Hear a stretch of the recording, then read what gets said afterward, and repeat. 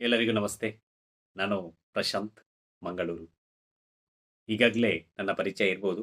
ಬೀದರ್‌ಗೆ ಯಾರೆಲ್ಲ ಆಫ್‌ಲೈನ್ ದೀಕ್ಷೆ ಮತ್ತು ಟ್ರೈನಿಂಗಿಗೆ ಬಂದಿದ್ದೀರಾ, ಎಲ್ಲರನ್ನೂ ನಾನು ಮೀಟ್ ಮಾಡಿದ್ದೀನಿ, ಭೇಟಿಯಾಗಿದ್ದೀನಿ, ಮಾತಾಡಿದ್ದೀನಿ. ಸೊ, ಎಲ್ರಿಗೂ ಗೊತ್ತಿರುತ್ತೆ.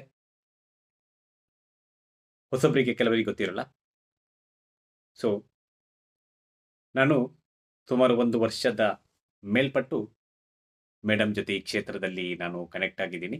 ಅದೇ ರೀತಿ ಈಗಾಗಲೇ ಮಾಸ್ಟರ್ ಮೈಂಡ್ ಟ್ರೈನರ್ ಆಗಿ ಹೊರಬಂದಿದ್ದೀನಿ. ನಾನಿವತ್ತು ಯಾಕೆ ಈ ಒಂದು ವಿಡಿಯೋವನ್ನ ಮಾಡ್ತಾ ಇದ್ದೀನಂದ್ರೆ, ನಾನು ಒಂದು ಒಂದು ವಾರದಿಂದ ಗಮನಿಸ್ತಾ ಇದ್ದೀನಿ.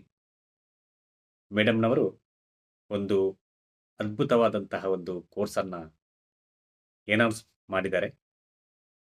ಎನೌನ್ಸ್ ಮಾಡಿರೋದಷ್ಟೇ ಅಲ್ಲ, ಅದಕ್ಕೆ ವಿಧಿಸಿರುವಂಥ ಮೊತ್ತವನ್ನು ನೋಡಿದರೆ ನಿಜಕ್ಕೂ ನನಗೆ ಒಂದು ಸಲ ಏನಪ್ಪಾ ಇಷ್ಟೊಂದು ಕಮ್ಮಿಯಲ್ಲಿ ಎನೌನ್ಸ್ ಮಾಡ್ತಾ ಇದ್ದಾರಾ ಅಂತ ಅನಿಸ್ತು.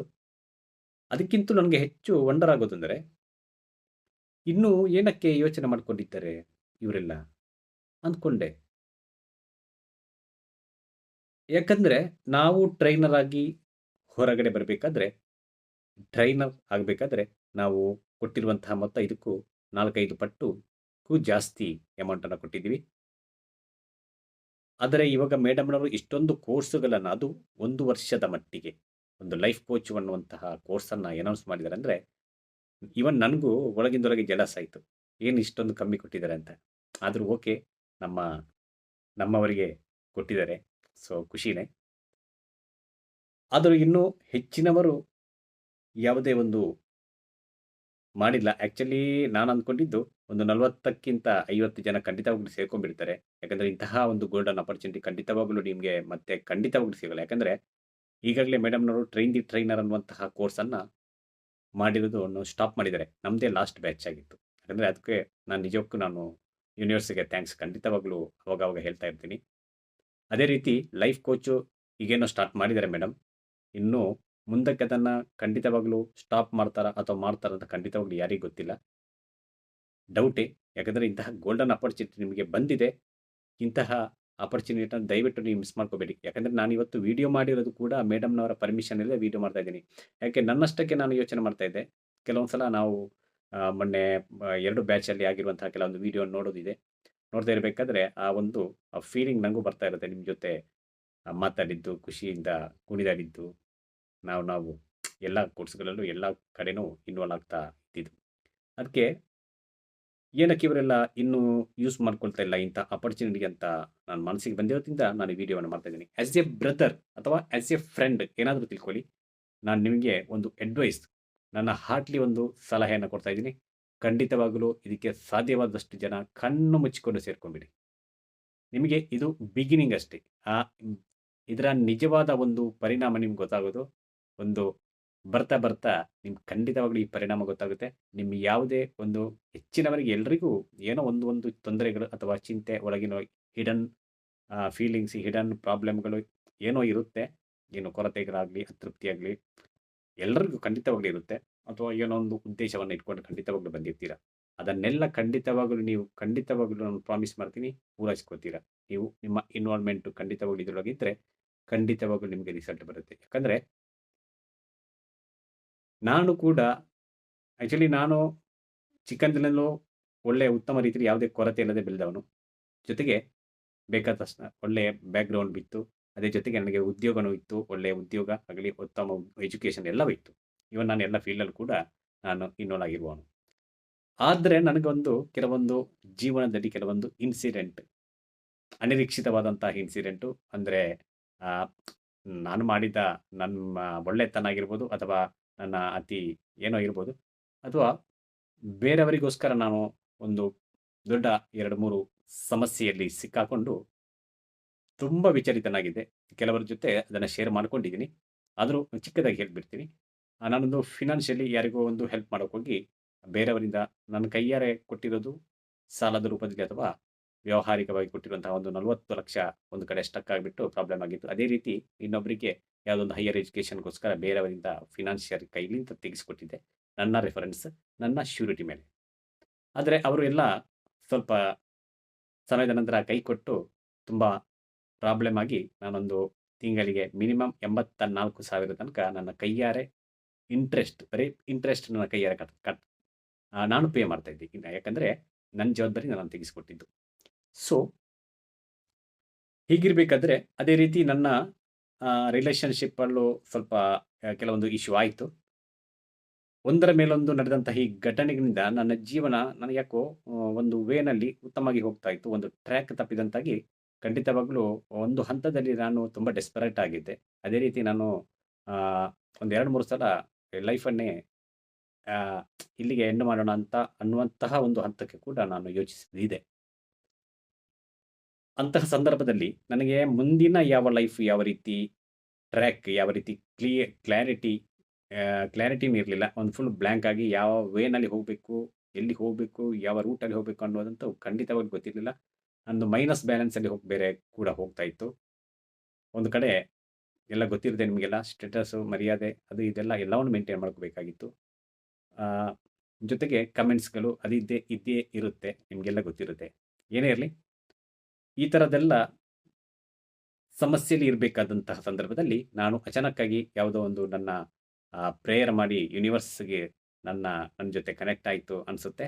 ಆ ಟೈಮಲ್ಲಿ ನಾನು ನೋಡಿರೋದು ಅದಕ್ಕೆ ಮೊದಲು ನೋಡಿದ್ದೆ. ಒಂದು 3, 4 ಬೇರೆ ಬೇರೆ ಟ್ರೈನರ್ಸ್ ಆಗಲಿ, ಕೋಚ್‌ಗಳಾಗಲಿ. ಅದರ ಕೊನೆಯ ಹಂತದಲ್ಲಿ ನಾನು ಸೂಕ್ಷ್ಮವಾಗಿ ಗಮನಿಸಿ ಅವರನ್ನು ಕೊನೆಯ ಹಂತದಲ್ಲಿ ಕೈಬಿಟ್ಟಿದೆ. ಅಂದರೆ ಅವರನ್ನು ಜಾಯಿನ್ ಆಗೋಕ್ಕಂತ ಹೋಗಿರಲಿಲ್ಲ. ಆ ಸಮಯದಲ್ಲಿ ನಾನು ಚಕ್ರ ಬ್ಯಾಲೆನ್ಸಿಂಗ್ ಮೇಡಮ್‌ನವರು ನಡೆಸ್ತಾ ಇದ್ರು. ಅದೇ ಫೇಸ್‌ಬುಕ್ಕಲ್ಲಿ ನೋಡ್ಕೊಂಡು ಅದಕ್ಕೆ ಜಾಯಿನ್ ಆದೆ. ಅದರಲ್ಲಿ ಆಗಿರುವಂತಹ ಒಂದು 2, 3 ದಿವಸದಲ್ಲಿ ನಾನು ಕಂಡುಕೊಂಡು ಚಿಕ್ಕವಾದಂತಹ ಒಂದು ಚೇಂಜಸನ್ನು ಕಂಡುಕೊಂಡು ಆನಂತರ ಅದರಲ್ಲಿ ಕಂಟಿನ್ಯೂ ಆಗಿ ಆನಂತರ ಮೇಡಮ್‌ನವರು ನಡೆಸಿದಂತಹ ಆಫ್‌ಲೈನ್ ಮಾಸ್ಟರ್ ಮೈಂಡ್ ಕೂಡ ಸೇರಿಕೊಂಡು ಅದರಲ್ಲಿ ಅಂತೂ ನಾನು ಅದ್ಭುತವಾದಂತಹ ಪರಿಣಾಮವನ್ನು, ಅದ್ಭುತವಾದಂತಹ ಒಂದು ರಿಸಲ್ಟನ್ನು ಕಂಡುಕೊಂಡು ಟ್ರೈನ್ ದಿ ಟ್ರೈನರ್ ಕೋರ್ಸ್ ಮೇಡಮ್‌ನವರು ಅನೌನ್ಸ್ ಮಾಡಿದಾಗ ಕಣ್ಣು ಮುಚ್ಕೊಂಡು ಸೇರ್ಕೊಂಡ್ಬಿಟ್ಟೆ. ಈವನ್ ನನಗೆ ಆ ಸಮಯದಲ್ಲಿ ಇದ್ದಿದ್ದು ಮೈನಸ್ ಬ್ಯಾಲೆನ್ಸ್ ನಾನು ಹೋಗ್ತಿದ್ದೆ. ಯಾಕಂದರೆ ನಾನು ಅಷ್ಟೊಂದು ಇಂಟ್ರೆಸ್ಟ್ ಬೇರೆ ಪೇ ಮಾಡ್ತಾ ಇದ್ದೆ. ಬೇರೆ ನಾನು ಜಾಬ್‌ಗೆ ಬೇರೆ ರಿಸೈನ್ ಕೊಟ್ಟಿದ್ದೆ.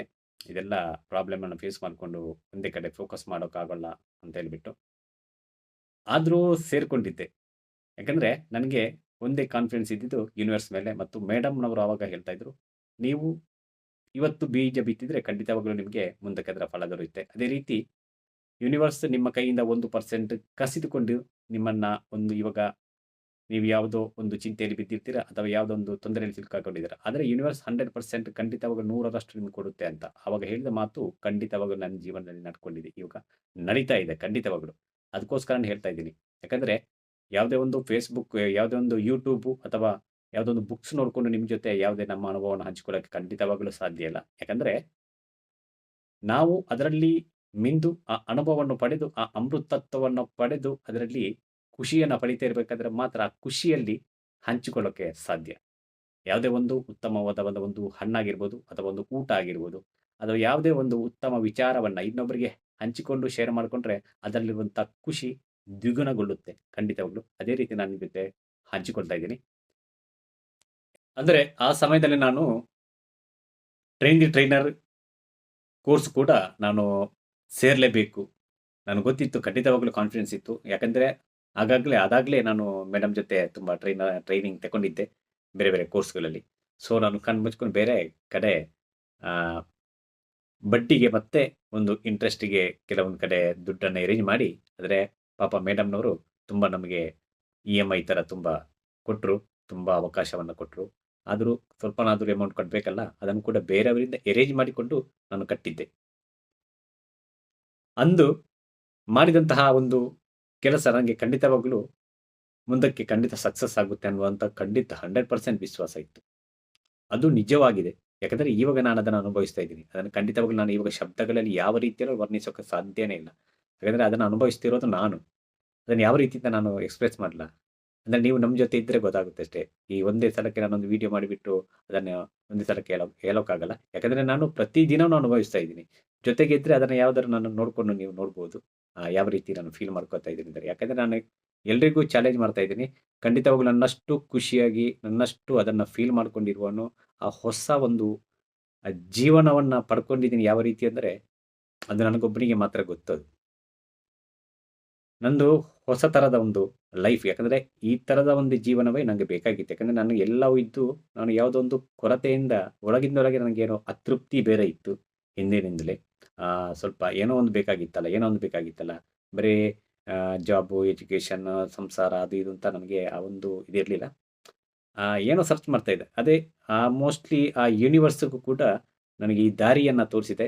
ಇವಾಗ ನನಗೆ ನಿಜವಾಗಿ ಅಂತಹ ಸಮಸ್ಯೆಗೆ ಬಿದ್ದಿದ್ದು ಒಳ್ಳೆಯದಾಯ್ತು ಅನಿಸ್ತಾ ಇದೆ. ಯಾಕಂದರೆ ಮೇಡಮ್ ಹೇಳುವಂತೆ 1% ಯೂನಿವರ್ಸ್ ಕಸಿದುಕೊಂಡ್ರು ಹ್ಯಾಪಿನೆಸ್ ಖಂಡಿತವಾಗ್ಲೂ ಕಸಿದುಕೊಳ್ಳುತ್ತೆ. ಹಾಗಂತ ನಾವು ಯಾವುದೇ ಒಂದು ಸಮಸ್ಯೆ ಬಂದಾಗ ದೇವರನ್ನ ಶಪಿಸಿಕೊಳ್ಳೋದು, ಅದಕ್ಕೆ ಬೈಯೋದು ಇದೆಲ್ಲ ಮಾಡೋ ಬದಲು ಅದನ್ನೇ ಅದು ಒಂದು ಒಳ್ಳೆಯ ರೀಸನ್‌ಗೆ ಅದು ನಡೆದಿದೆ ಅನ್ನುವಂಥದ್ದು ನಮ್ಗೆ ಇವಾಗ ಗೊತ್ತಾಗ್ತಾ ಇದೆ. ಅದರ 100% ಆ ಖುಷಿ, ಹ್ಯಾಪಿನೆಸ್ ಅನ್ನೋದನ್ನ ನಂಗೆ ಕೊಟ್ಟಿದೆ.